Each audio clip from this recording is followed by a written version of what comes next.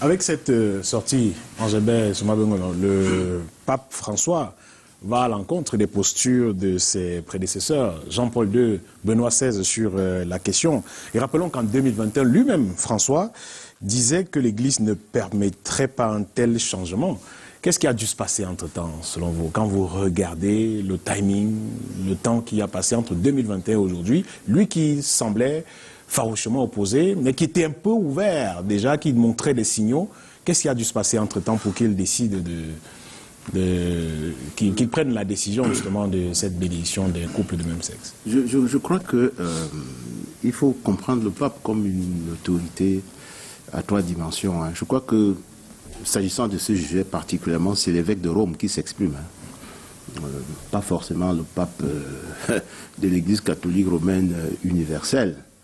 Parce que, comme évêque de Rome, effectivement, peut-être qu'il est confronté à cette situation qui, dans son diocèse, empêche qu'il puisse mener son ministère. Et quand vous contextualisez cette déclaration, effectivement, vous voyez la ville de Rome, avec les problèmes qu'il y a dans les églises, la désaffection des églises. Comment faire pour attirer les chrétiens dans les églises? Ça peut être une solution, parce que finalement, une fois sur deux, celui qui s'adresse à un prêtre est en situation de couple de même sexe. Donc, et c'est pour cela qu'il faut féliciter la réaction des évêques camerounais, parce qu'en réalité, la structuration de l'église est telle que dans mon village, attendez, moi je peux vous citer le nombre de fois où le prêtre peut faire une messe, peut faire des messes sans jamais évoquer le nom du pape que dans une prière eucharistique.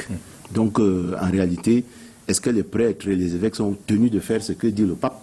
J'en doute un peu. Bon, peut-être que je m'aventure dans un domaine qui n'est pas forcément le mien. Et le risque que le Vatican prend dans ce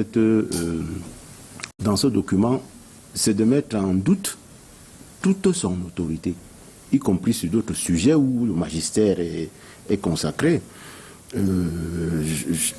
Moi, je suis catholique pratiquant, c'est-à-dire, je ne revendique pas la perfection. Je suis même un très grand forcément. Donc, non. La catéchèse sur le mariage n'est pas possible sans un homme et une femme. Ça, c'est le mariage catholique tel qu'on nous l'a appris. Et la bénédiction, chez les catholiques, on ne la donne qu'aux enfants qui font du bien. Quand un enfant a posé un acte qui est bien, on dit bénis ton enfant. Les parents ont ce devoir. C'est une prescription de Dieu. Quand l'enfant fait quelque chose qui est bien, tu le bénis.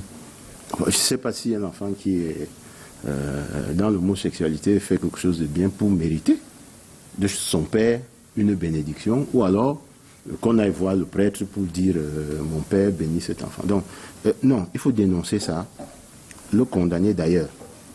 Les prêtres et les évêques, puisqu'ils seront certainement saisis par des gens, y compris en cachette, doivent dénoncer. Parce que, une fois de plus, le code pénal, on en parlait tout à l'heure, condamne l'homosexualité au Cameroun. Donc si vous en avez connaissance, non, ne gardez pas ça dans le secret du confessionnal, dénoncez. Parce qu'effectivement, c'est une abomination qu'il faut condamner. Et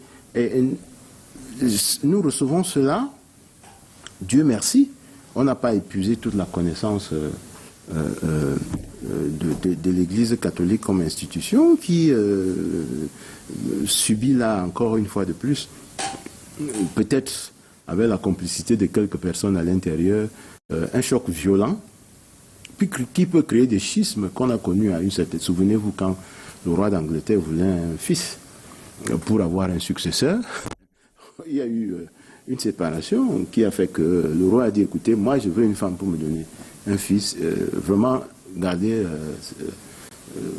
votre précepte, vos dogmes et tout. Donc, nous sommes à un moment décisif de l'histoire de l'Église et le pape a mis son autorité en jeu en autorisant la publication de ce document. Dieu merci, la formulation n'est pas contraignante et les évêques doivent prendre leurs responsabilités parce que l'Église catholique ne peut pas se permettre de perdre l'Afrique. Au Cameroun, en tout cas, moi j'ai apprécié la réaction des évêques. La conférence épiscopale a pris ses responsabilités. J'ai lu ce texte entièrement. Il est convenable. Il permet à un chrétien convaincu de prendre ses responsabilités devant ce qui apparaît comme, j'allais dire, une forfaiture, un glissement qui peut devenir désastreux, y compris pour nos familles. Il est comme cette décision entraîne de nombreuses conséquences. Hein. Je crois que Angébert l'a dit, que l'Église catholique paraît extrêmement divisée depuis cette affaire. Faut-il craindre pour elle? Faut-il craindre pour cette Église catholique?